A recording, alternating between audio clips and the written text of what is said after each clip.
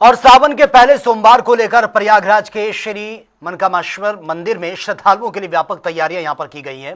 सुरक्षा के मद्देनजर सीसीटीवी कैमरे हैं, मेटल डिटेक्टर लगाए गए हैं, अलग अलग प्रवेश निकास की व्यवस्था भी की गई है। साथ ही मंदिर प्रशासन ने श्रद्धालुओं से प्लास्टिक मुक्त जलाभिषेक करने और साथ ही व्यवस्था बनाए रखने की अपील की है। हमारे संवाददाता SM आमिर की एक बार रिपोर्ट देख लेते हैं।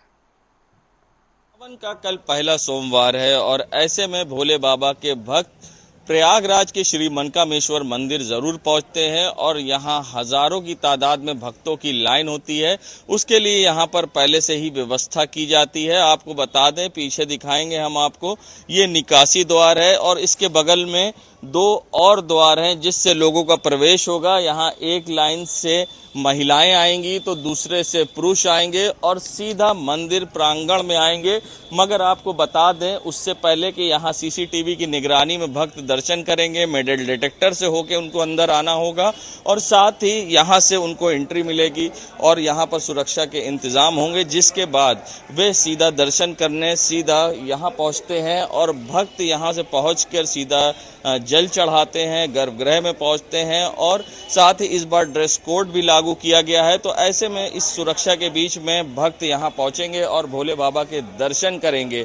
फिलहाल सीसीटीवी की निगरानी होगी, पुलिस की कड़े पहरे होंगे।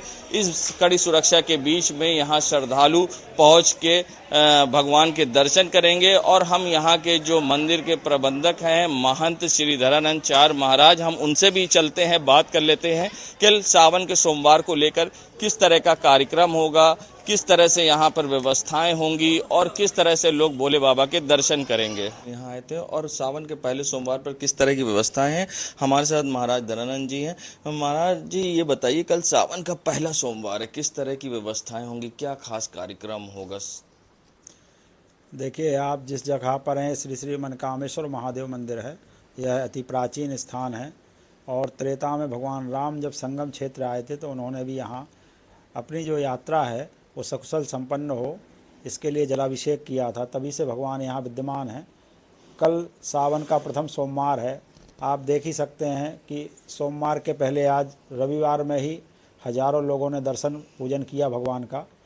कल को देखते हुए पुलिस ने बैरिकेटिंग की है, यहाँ सीसीटीवी कैमरे लगाए गए हैं, DFMD लगाई गई है और नगर निगम की तरफ से शौचालय, जल शौचालय लगाए गए हैं, पानी के टैंकर लगाए गए हैं और साफ़ सफाई की व्यवस्था भी ठीक की गई है। नए पुल के नीचे पार्किंग की व्यवस्था बनाई गई है और मंदिर परिसर में दो लाइन से श्रद्धालु प्रवेश करेंगे, जिसमें एक में महिलाएं और दूसरे में पुरुष प्रवेश करेंगे और गर्भगृह के अंदर से होते हुए दूसरी तरफ निकास द्वार बनाया गया है, जहां से श्रद्धालु बाहर की ओर जाएंगे। महाराज, ड्रेस कोड भी लागू किया गया था।